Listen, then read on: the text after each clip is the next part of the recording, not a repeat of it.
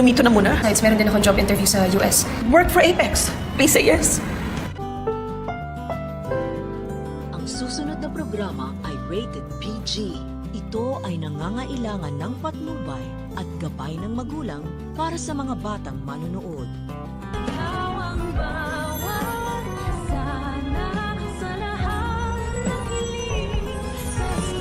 Kabanding po namin dun sa Apex dati. Gusto mo bang bumalik?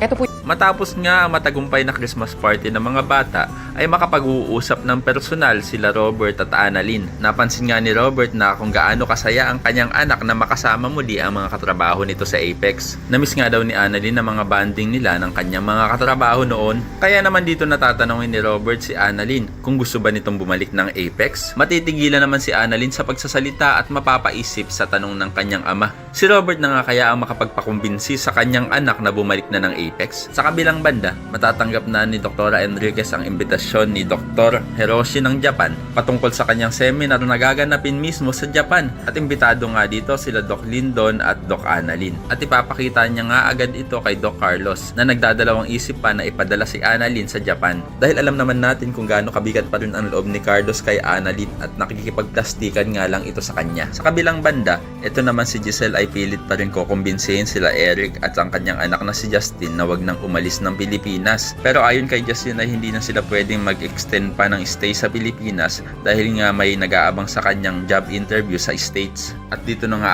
aalokin ni Giselle ang kanyang anak ng trabaho sa Apex para hindi na nga ito umalis pa. At gagawin nga ni Giselle na co-owner ng Apex ang kanyang anak. Kaya naman ko isa ka rin sa mga sang-ayon na dapat na talagang lumipat ng Apex si Annalyn para makasama niya na din ang kanyang totoong pamilya. Ay pakilike ang video na ito and don't forget to subscribe. Thanks for watching and see you on our next episodes. Bye-bye!